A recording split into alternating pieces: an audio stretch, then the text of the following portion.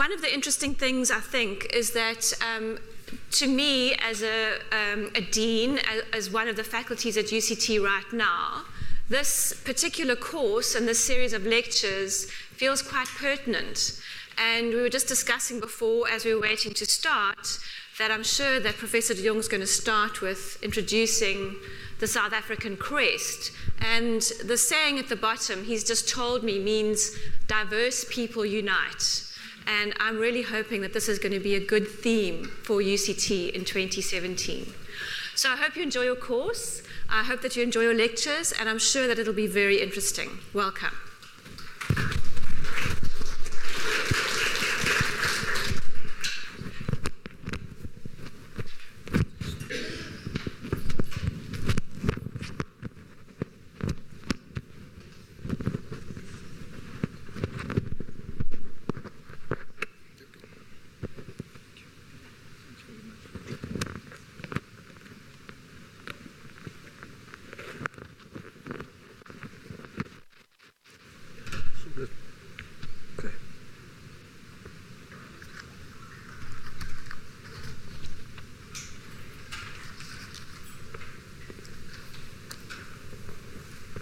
Thank you, Dean.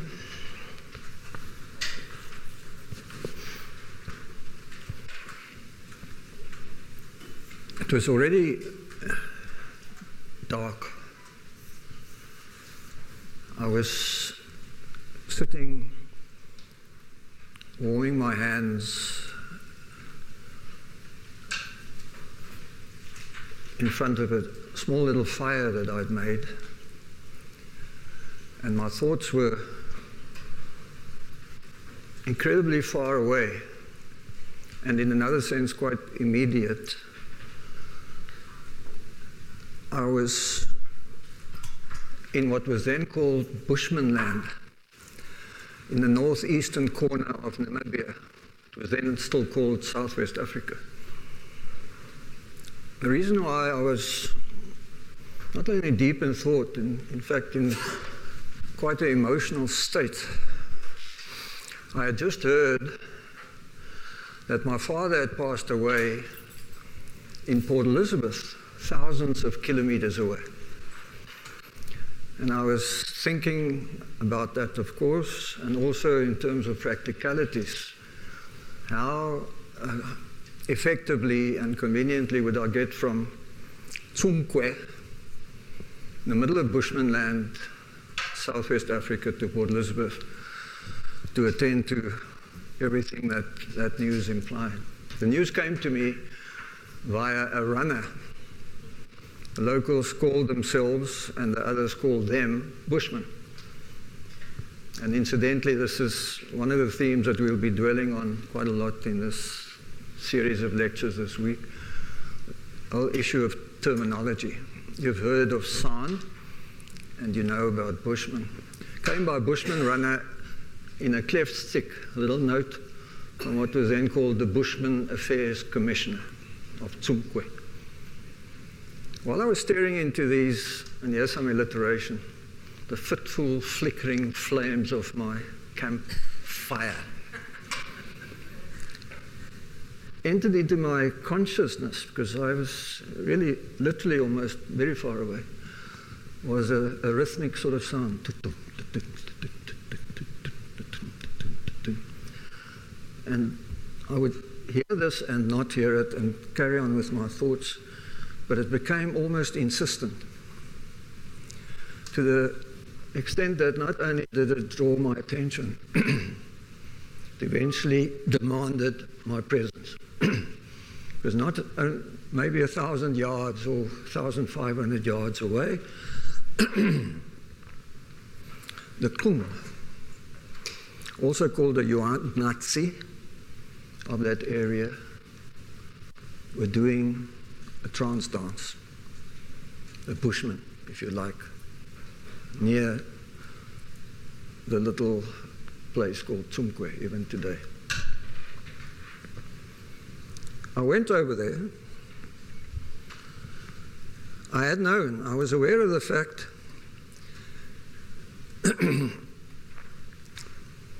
that a young girl had been ill in the Jongh community for more than a week. And this trance dance was all about healing. So I joined them, and they'd become aware of my situation as well.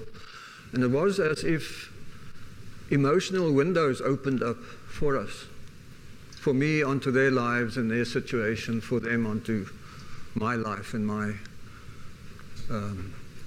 sorrow. And from that day, that night, I literally participated.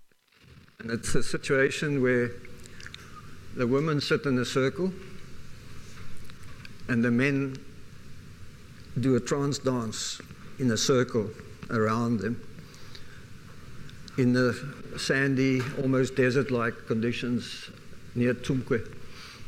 And they do go into a trance. They had something on the fire, a piece of wood, gave off a very bright white sort of smoke. And as I literally joined them, because they gesticulated and indicated that we sort of in this sort of thing together, and they asked me to inhale some of the smoke of it. I still don't know what that wood was or the smoke, but I now know what you need to enhance trance and to go into an altered state of consciousness. But this window that opened up, and for the rest of my career, this is a long time ago, in the previous century. For the rest of my career since then, for many, many years, this experience with the Khoekhoen of that area stayed with me.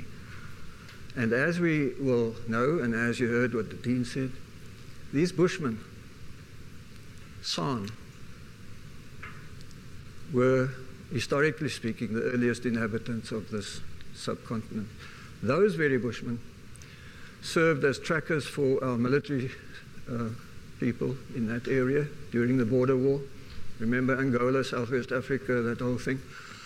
And because of that uncomfortableness of their role as trackers and guides for the military, they were eventually, or some of those communities were resettled in South Africa at Smitsdrift, and some of them are still there. They've been given extra land, but that's where they are. But this stayed with me, these earliest people of this land of ours. Now you can see, you saw as the Dean indicated there,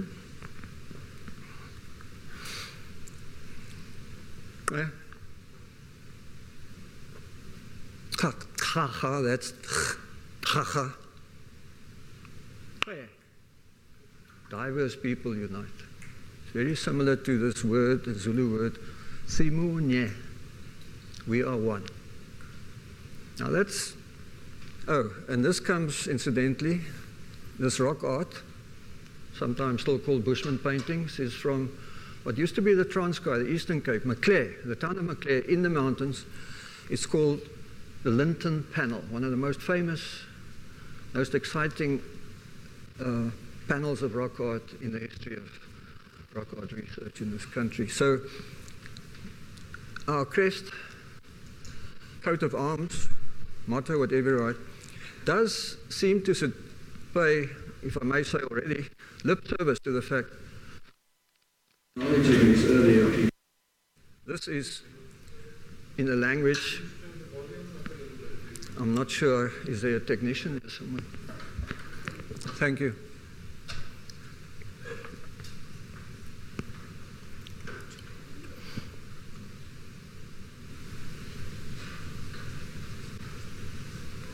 Maybe it's the positioning of this microphone that we, is that better? Maybe I should, I think, put it more strategically. How's that? No? No, it's not better, it's not better.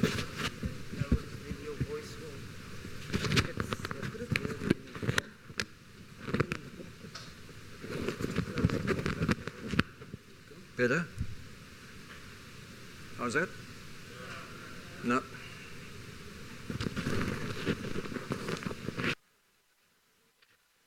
I wasn't raising my voice before in respect of these early ancestors of most South Africans, and I say that advisedly. So, yes, they are depicted in important in an important symbolic sort of way there. But we'll be investigating and discussing these matters. The rest of the week, tomorrow morning, the Karretjie people of the Great Karoo, you can see descendants of the Kham, Bushmen, San of the Great Karoo. Again, we're back to historically those earliest South Africans. Then the Hessequa, and we're going to talk terminology. It would generally in newspapers be spelled Khoekhoen. That's the proper spelling and the pronunciation, and I'll stay with Khoi just for sake of intelligibility, is Khoekhoen. Means eminent people. Chauvinistically, it used to mean men of men. Also of the earliest inhabitants of this country. And many, many people, millions of people in this country are direct descendants of those Khoi. And then finally, in terms of case studies, incidentally, on the right is Maatjies Verrooy. She's a Karretjie person, direct descendant on the Kham. And Reggie Busak is currently the acknowledged and recognized chief, hoofman of the Hessequa Khoekhoen people. Lives in Montague. And then the last case study, the base people from the Soutpansberg, and this is a previous chair of their management committee, Simeon Base. Very interesting story. 1688, French Huguenot Jean de Bois came from Calais in France, a wine farmer, ended up in the Cape, married a French woman.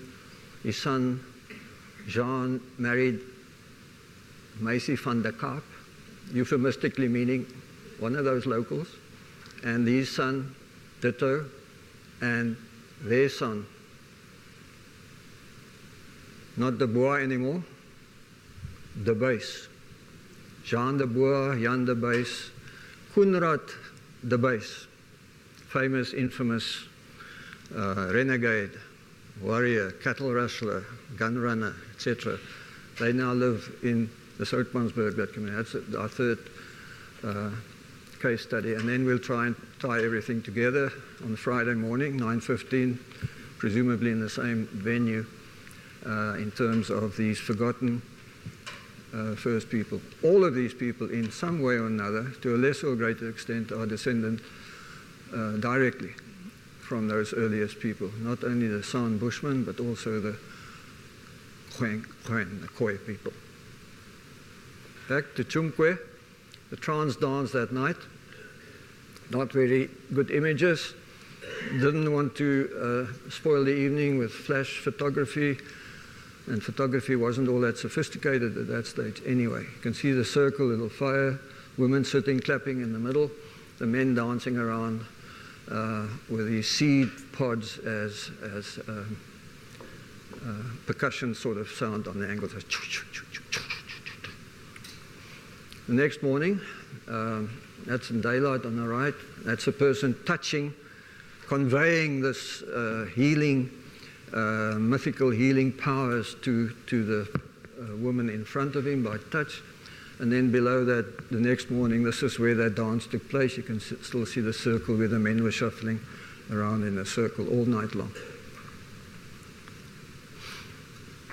Now, the spoor of the first people, and I want to go to the extent of looking just at detail, a little statement on these Great Karoo, Kham, San people. Hunting, foraging, lifestyle, no more. But when we move around the Great Karoo today, their rock art, stone tools, rock gongs bear mute testimony to their erstwhile presence and rich heritage. This was their landscape and culturescape. These were the places and spaces where they gave expression to their beliefs and meaning to their lives.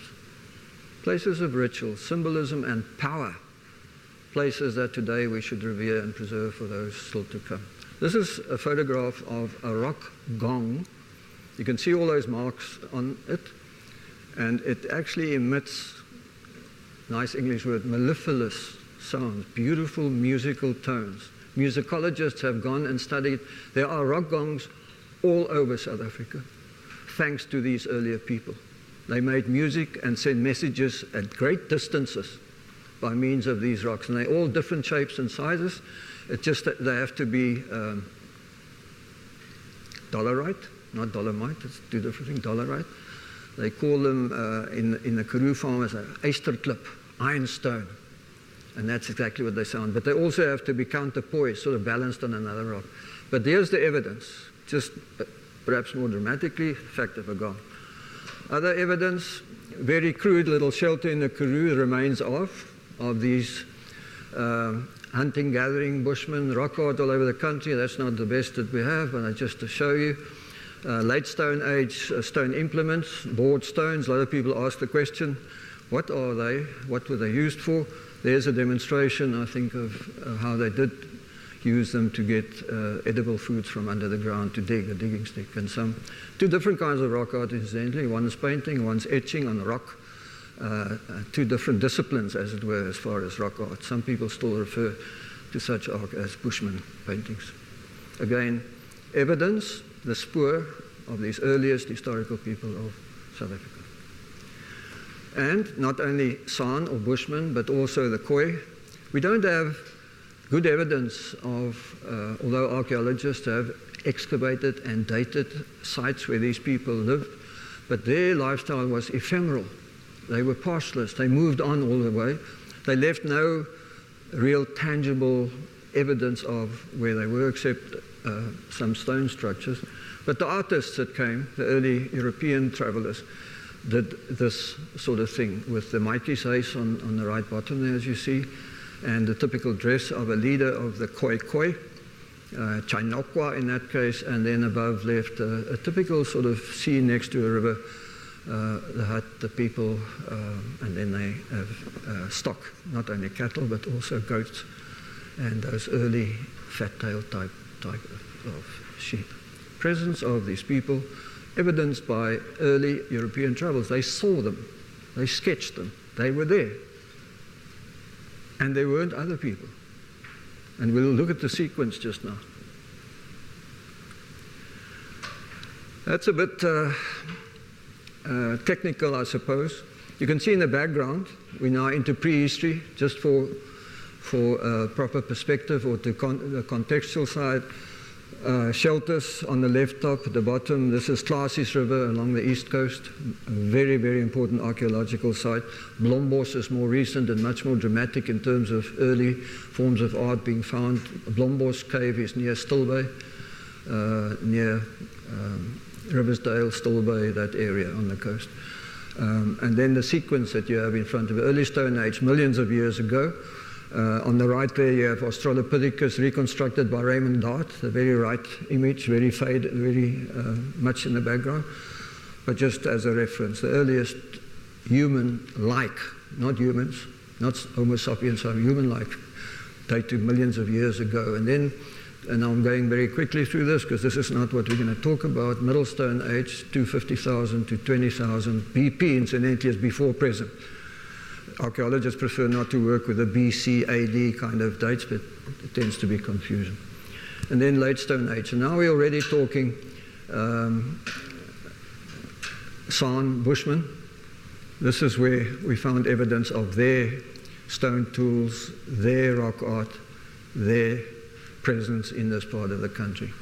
And then eventually the Iron Age, and that's not found along the coast, mostly in the inland, the high-veld areas, where the early black communities had started migrating south. Now, just in terms of sequence, and I think this is important, that 20,000 and more years ago, the archaeologists have shown us, the geneticists have confirmed this, the linguists have done it, anthropologists have looked into that, were here.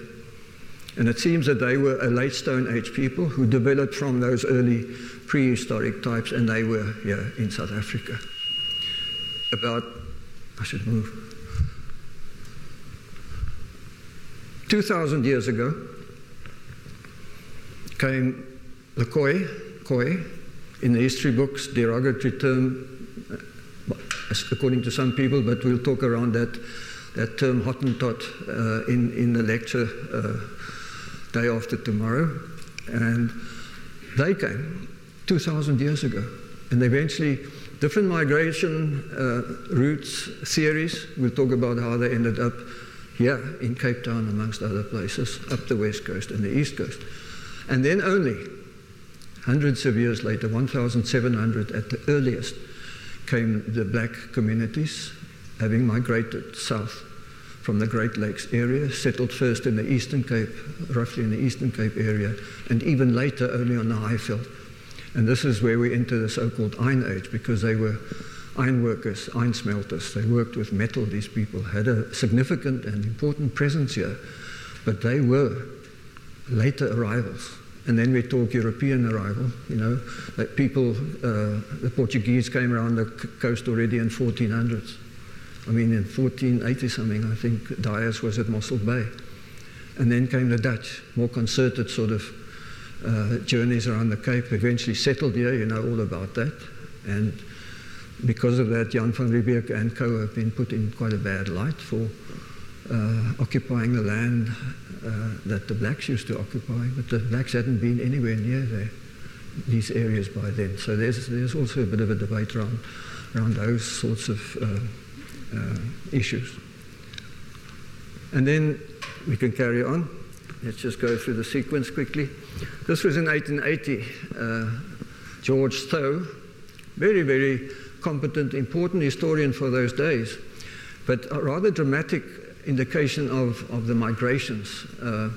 On your left, those arrows indicate the coming, according to him, of the Bushmen, which is incorrect because they were here. They didn't migrate from the north. But the red arrows on the left indicate fairly accurately, in terms of one theory, the coming of the Khoekhoen, the early so-called Hottentots and so on. And then the solid arrows, later migrants, the Africans and counter-migrations. You can see the blue arrows going up north again when Miss Lekatsi and Shaka and all these people became active.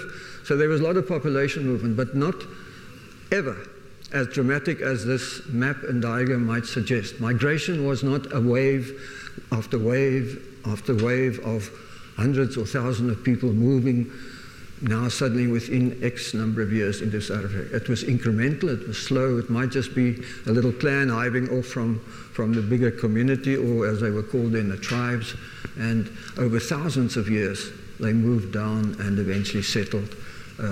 I think the key theme that I'm possibly illustrating here is that South Africans all came here and in different ways.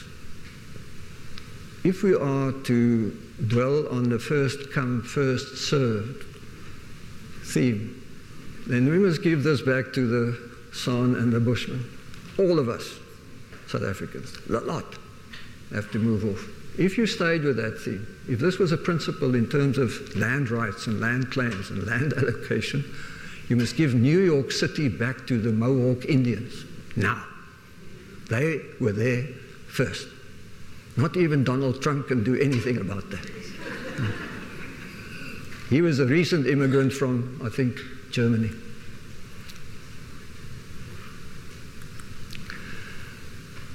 (1731), Kolb, or Colby, as he's called, also a historian. The point I'm trying to make in that previous map and this one, the fact is, sometimes fairly inaccurate in terms of geographical location, etc., but they saw, observed, recorded, drew what they saw. And these people, the San Bushmen and the Khoi people, were here. You can see this is, puts the Hessequa, that's one of our case studies, puts them right up on the right-hand side there. And then he just uses Koopman as one of the leaders of the early Khoi, used that as the nation, and Gunjaman as well. A few San Sebastian, 5th Base in Catherine, Mossel Bay. So here and there you see some recognizable geographical places.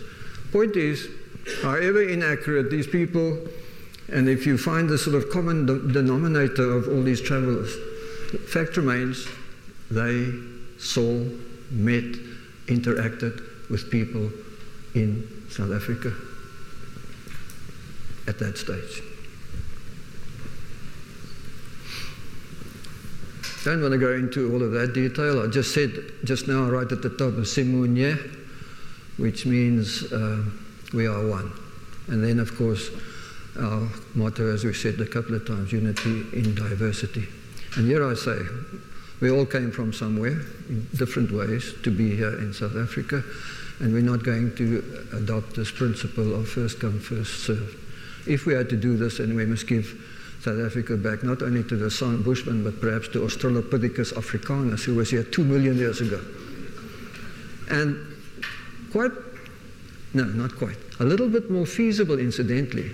I work with DNA specialists, geneticists quite a lot on all my projects, and only a few months ago it's now become possible. They call it ancient DNA. It's now possible, if we take a sample, and saliva is good enough, we don't have to do the blood thing, the Dracula thing anymore, saliva. We can actually trace us back to prehistoric finds, Homo habilis, Cro-Magnon, Neanderthal. Naledi? No, that was a different branch, not the human branch. So it's possible to go back into prehistory with DNA. But let's give the land back to Africanus, Australopithecus africanus. Okay, this I'm just reiterating. What is this? Is the sound still? No, now it's off.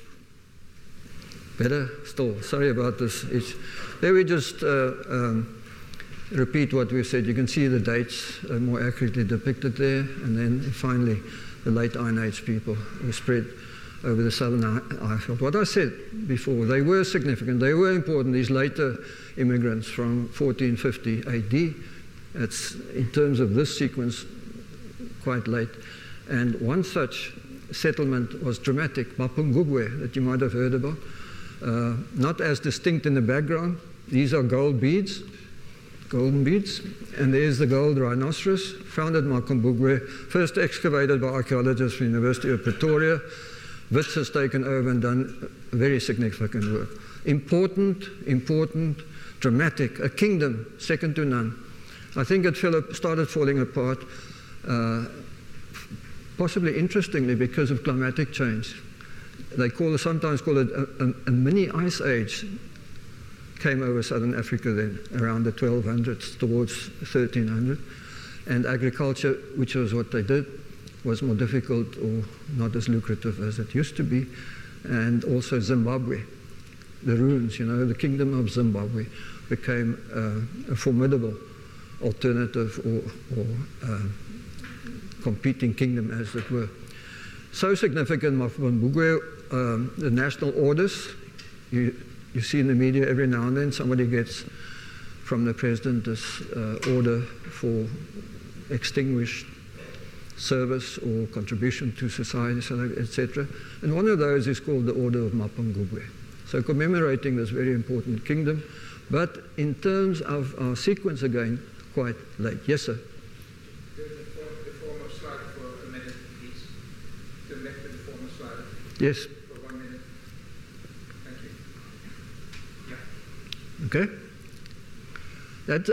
Thank you for that, incidentally. The map at the bottom indicates the location of Mapungubwe. You can see it's virtually at the confluence of the Limpopo and the Sashi River.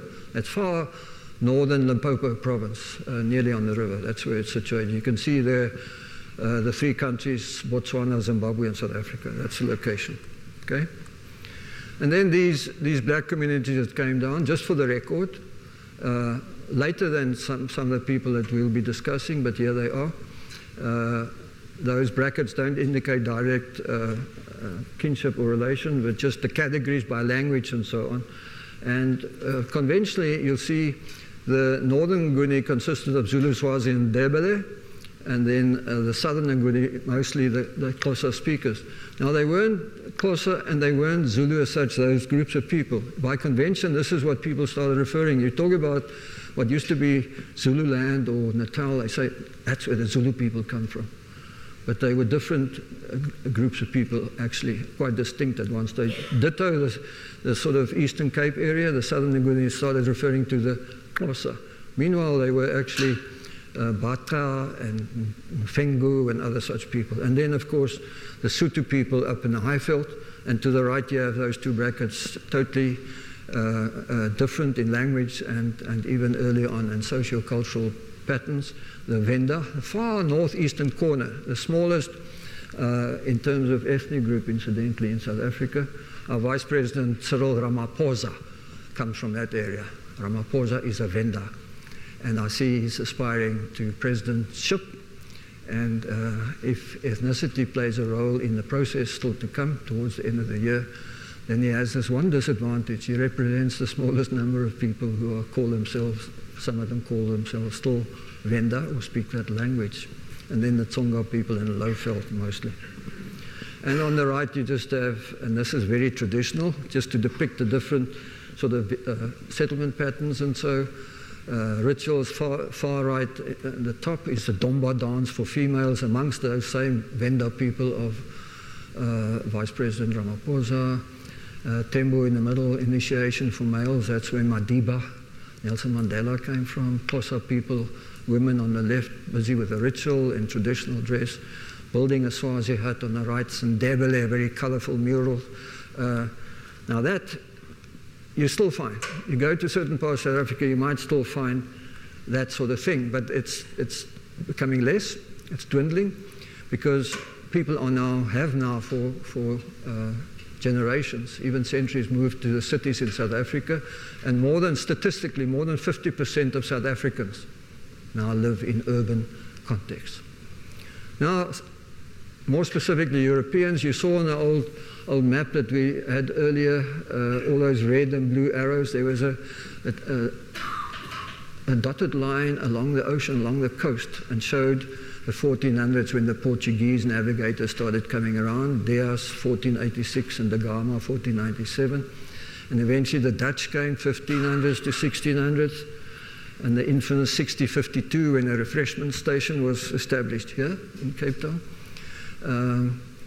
The Huguenots, and I'm talking significant numbers of people coming. In terms of all of these, there were representatives of these people who came earlier as individuals or as small groups and so on.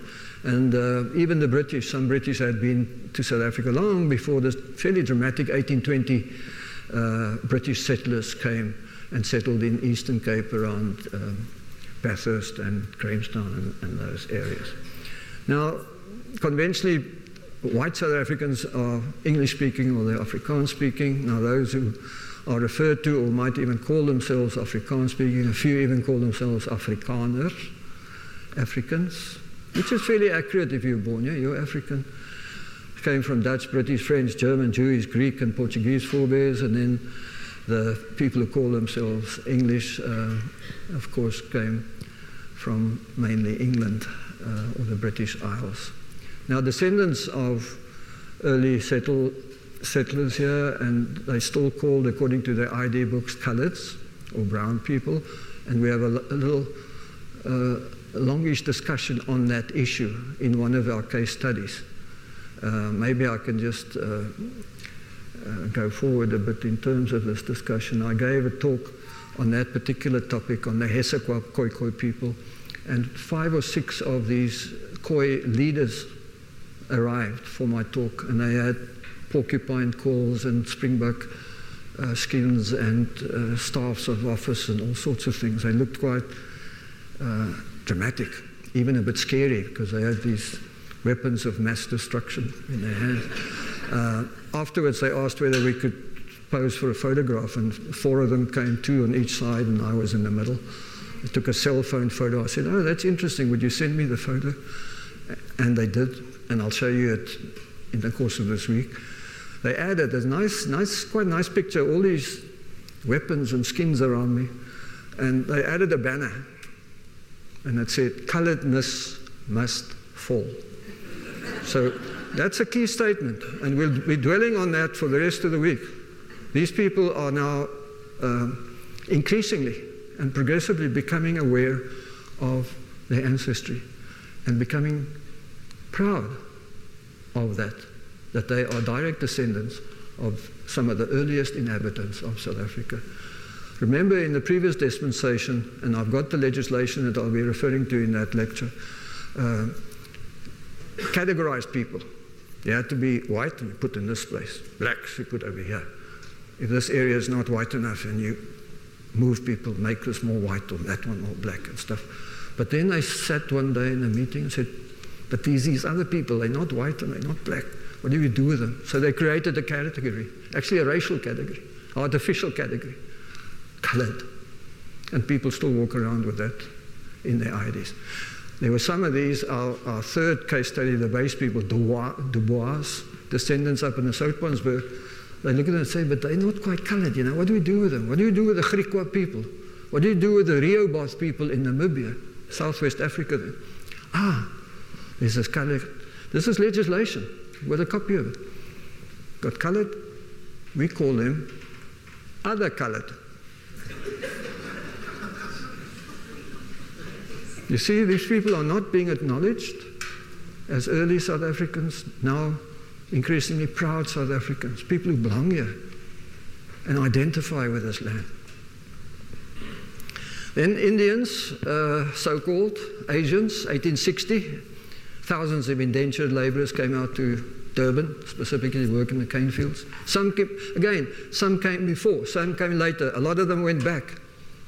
But as Trevor Noah said the other day, if you had to drop an atomic bomb on India and just clear out India, then the biggest Indian country in the world would be Durban. So that is where they mostly settled, that is their area, historically and so on. And Chinese people were also recruited as laborers just after the Anglo-Boer War.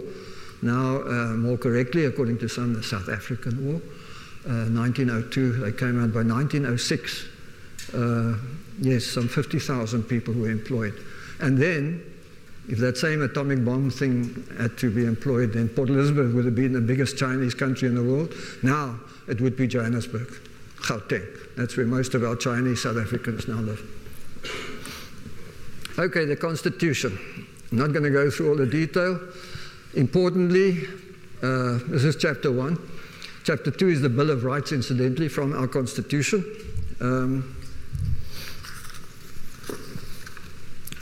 This little book has it all.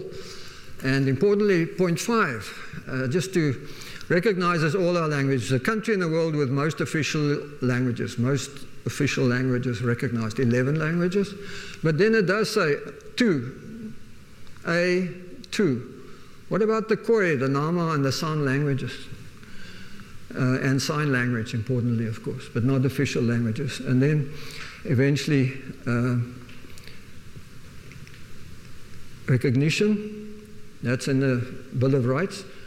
Status, role of traditional leadership according to customary law are recognized subject to the Constitution. Everyone has the right to use language and to participate in cultural life of their choice. But no one exercising these, of course, the Constitution overrules most. But again, it's in the Constitution, it's in legislation stemming from that Constitution, also in terms of right to space and place, right to land. But at this stage, if I can be so bold already to say that, we haven't developed our argument, as we will hopefully the rest of the week, mostly lip service. Mostly lip service. Nothing hits the ground. Nothing is really put into practice. At least we don't see that it has been. As I said, more than 50% of our people now live not in those touristy, traditional sort of contexts where you can go and photograph. That in cities, urban and on squalid townships, informal settlements, squatter areas. Massive problem. Statistically as well. But ironically, because of this massive problem statistically in terms of millions of people without jobs, millions of people living in squalor, these other people disappear in the bigger sort of picture of things. We have similar needs, similar demands and rights, but statistically they are insignificant and hence forgotten, hence invisible. Okay, little lesson. The dean referred to the motto. She didn't read it. She just said, according to what I told her, what it means. Look at those 3 clicks, okay? And then look at that. It's actually, Xhosa is a click language. It has 3 clicks, okay? It's indicated by C, Q, and X. C is behind the teeth. Q is in the palate. X is in the cheek. Like, giddy up. Now you can work on that one.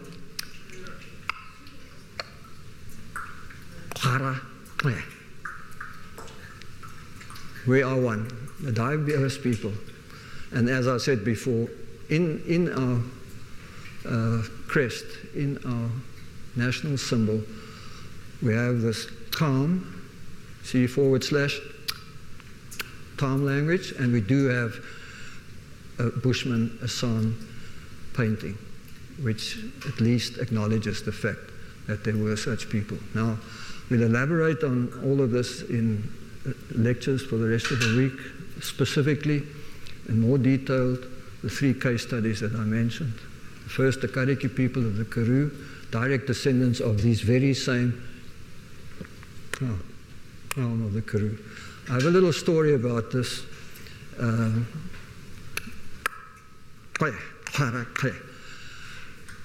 Professor David Lewis Williams, rock art specialist of this country from Wits, had taken a day's leave to write up an article. It was about 1996. He was sitting at home on the 1st of April 1996 working. And Jeff Blundell, one of the other senior people in the department, phoned him. And he said, David, I've just had a call from the presidency. They want us to provide them with a suitable motto in one of the earliest languages, like a Bushman language, implying calm. And he was the expert. He still is the expert, long since retired, but he's the expert. And he said, okay, Jeff, I'll work on it. What shall we talk, like unity and diversity? What? Yes, something like that, that's fine. And he put the phone down, and he thought about this and thought, Jeff Blundell, they're all sitting drinking coffee in the common room there, and they're having me on. It's the 1st of April. They're having me on. So he went to his dictionary and his sources and stuff, and he worked out, emailed it to Jeff. And he said, fantastic, I have to have this in by 4 o'clock. And David said, are you serious? It's the 1st of April. He said, I didn't even notice. It's serious, the president is waiting for this. He says, hold on to that motto. He says, David, what have you done? He says, what I wrote there was, the man walks behind the bush and has a piddle. Serious. Directly from him. This was nearly our motto. He says, hold it. Hold it. And then he set to work again, and within an hour they had this. And incidentally, if I may say, Alan Barnard is a very prominent anthropologist at Edinburgh University, Scotland. And he's a linguistic anthropologist. He went into this calm language and so on. And there's a slight mistake in this. And I won't point it out. Just a slight mistake. There might be ambivalence in that one word that should have been put slightly differently because of the click. I said just now, Xhosa have 3 clicks. The Khoi languages and the Kham then have 3 to 5 variations on each of those clicks. If you get it wrong, you might be saying what he was saying. You know? So, when you switch to Kham, please be careful. Thank you.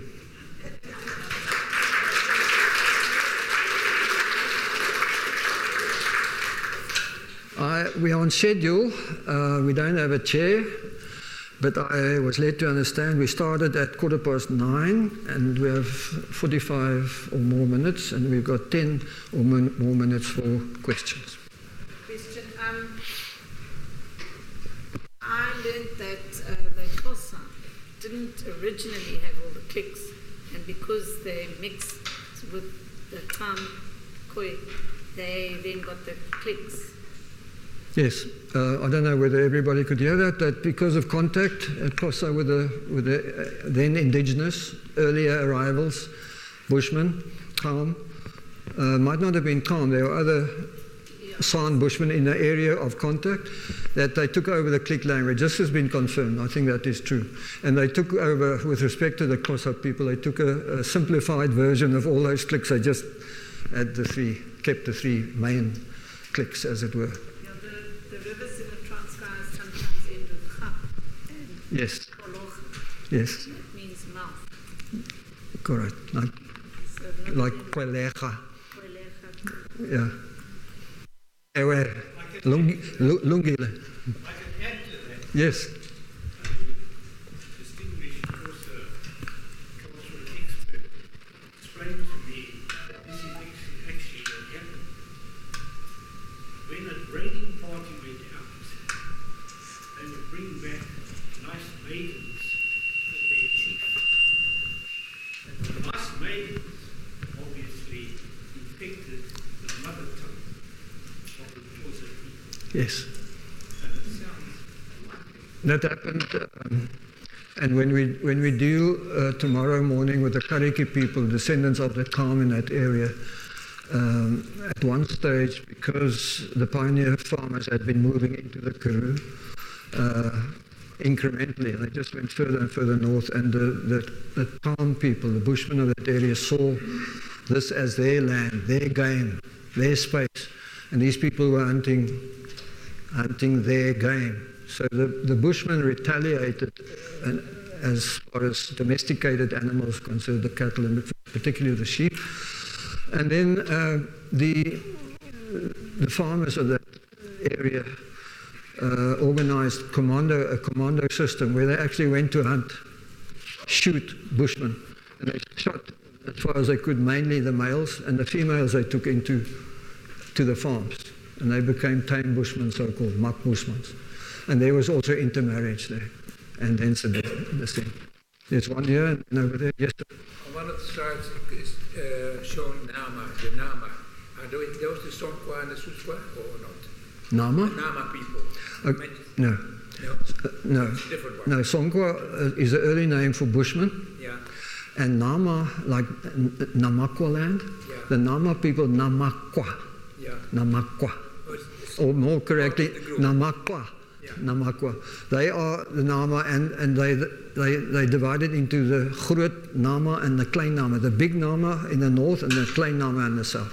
But that's in the west coast. Yeah. They are a community of Khoi people, Yeah. like the Hessequa, Hessequa, Korana, Yeah. Chinakwa, you can go on. They're all different communities, but all Khoi with a similar language. They're part of the core. Sorry, I missed out. There you are. Your descendancy chart, the European white group mainly came from Europe. Would there be an expectation, therefore, that descendants in South Africa today on the white group would have a greater amount of Neanderthal DNA? Within the one group, within the one group. There are a lot of people watching me here. The obvious answer is yes. Early geographical presence that matches Cro-Magnon or Neanderthal, yes. In that area of Germany, wherever that valley, which is Neanderthal Valley, Neander Valley, yes. And it's in its infancy, but more and more information is now coming to the fore. That seems to indicate that, yeah. Yes, ma'am. In your chronology, I was just conscious that there was a very small group of slaves, but surely the slaves had much more impact They did. than that was indicated. Yeah, on the if slide. my depiction suggested small, then it shouldn't. No, indeed, yes. Because there was a significant Yeah. influence of people. In fact, on one of the slides, and I didn't want to, go into the technicalities too much for the sake of this sort of discussion, but yes, I actually list they came from Angola, Forget the East, Indonesia, etc. They came from Angola in numbers. They came from Mozambique in numbers. Madagascar in numbers. And we read all of that now in their DNA. And incidentally, all three of these projects that we'll be discussing in the next 3 days, I do dwell on the DNA a bit more, the genetics. It's there. And for each of these projects, for different reasons, they also did my DNA. Firstly with the Karretjie people, and they were very allergic. Then we had to do blood, to do a proper sample. We had to do a proper analysis, we had to do blood. Now it's not necessary. If you get enough saliva, you can do a very sophisticated DNA. But then they said, no, they don't, because they were out there and they riding around in their donkey carts, and now suddenly they herded into this place where people wanted. So I said, and I'd been working with them for more than 10 years by then, I said, look, we're in this together. I'll go, you know, and I've got a phobia for needles, you know, and they took my blood. And if I may say so, on my mother's side, I'm absolutely South African and African.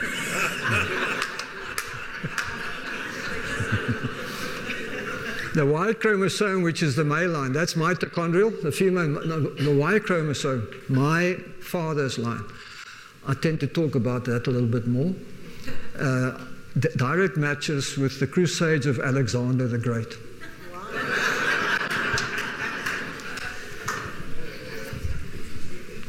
Yes, ma'am.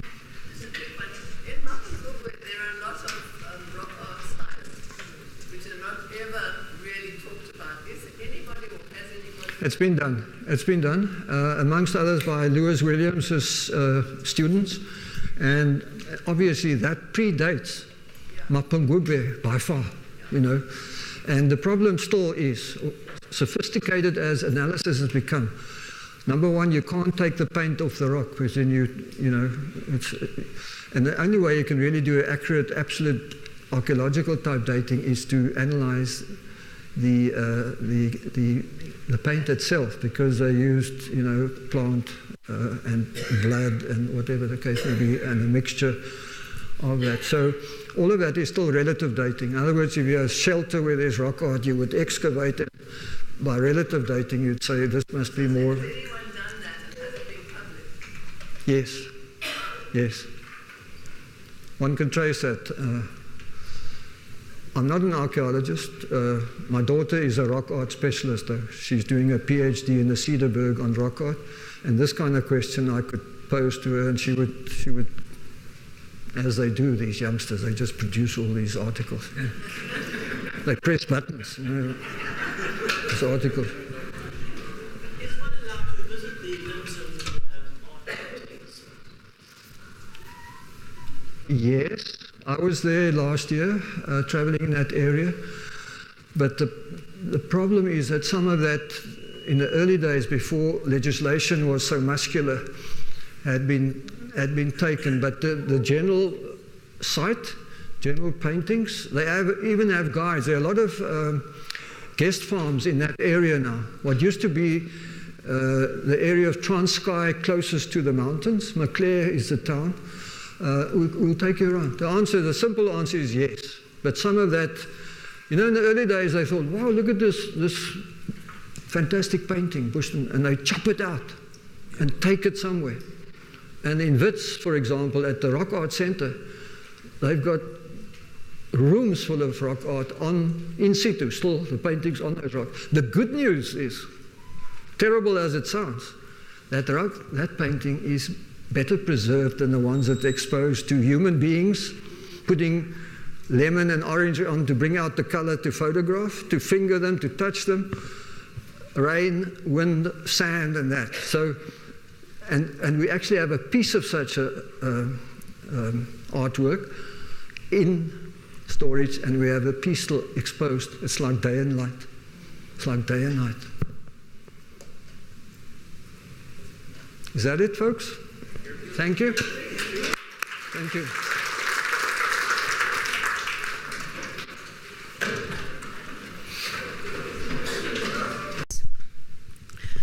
One of the interesting things, I think, is that to me, as a dean, as one of the faculties at UCT right now, this particular course and this series of lectures feels quite pertinent.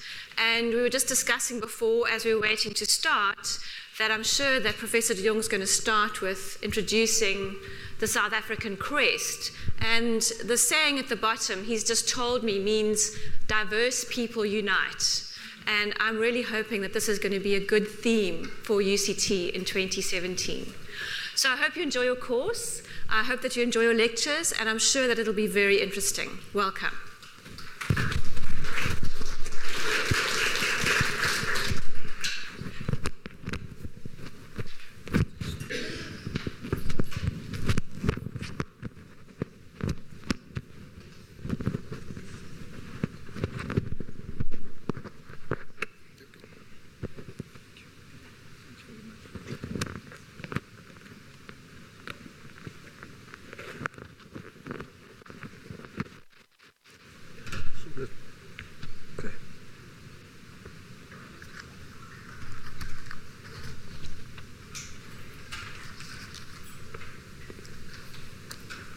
Demanded my presence. It was not maybe 1,000 yards or 1,500 yards away. The Kum, also called the Yuan Nazi of that area, were doing a trance dance, a Bushmen, if you like, near the little place called Jongh even today. I went over there. I had known, I was aware of the fact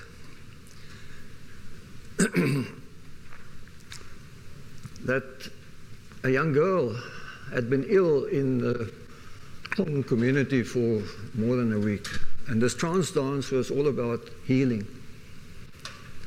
So I joined them, and they'd become aware of my situation as well. And it was as if emotional windows opened up for us, for me onto their lives and their situation, for them onto my life and my sorrow. And from that day, that night, I literally participated. And it's a situation where the women sit in a circle and the men do a trance dance in a circle around them in the sandy, almost desert-like conditions near Jongh. And they do go into a trance. They had something on the fire, a piece of wood, gave off a very bright white sort of smoke. And as I literally joined them, because they gesticulated and indicated that we sort of in this sort of thing together, and they asked me to inhale some of the smoke of it. I still don't know what that wood was or the smoke, but I now know what you need to enhance trance and to go into an altered state of consciousness. But this window that opened up, and for the rest of my career, this is a long time ago, in the previous century. For the rest of my career since then, for many, many years, this experience with the Kum of that area stayed with me. And as we will know, and as you heard what the Dean said, these Bushmen, San, were, historically speaking, the earliest inhabitants of this subcontinent. Those very Bushmen served as, thank you, Dean.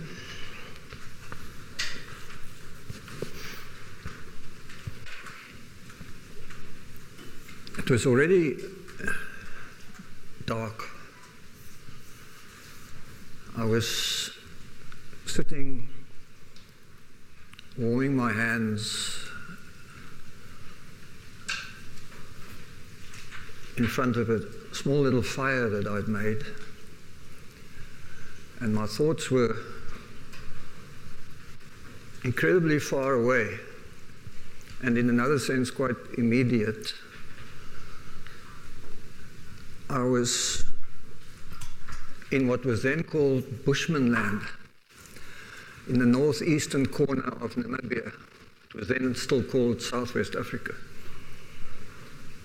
the reason why I was not only deep in thought, in fact in quite an emotional state, I had just heard that my father had passed away in Port Elizabeth, thousands of kilometers away.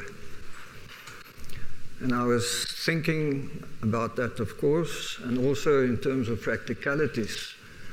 How effectively and conveniently would I get from Jongh, in the middle of Bushman land, Southwest Africa, to Port Elizabeth, to attend to everything that news implied.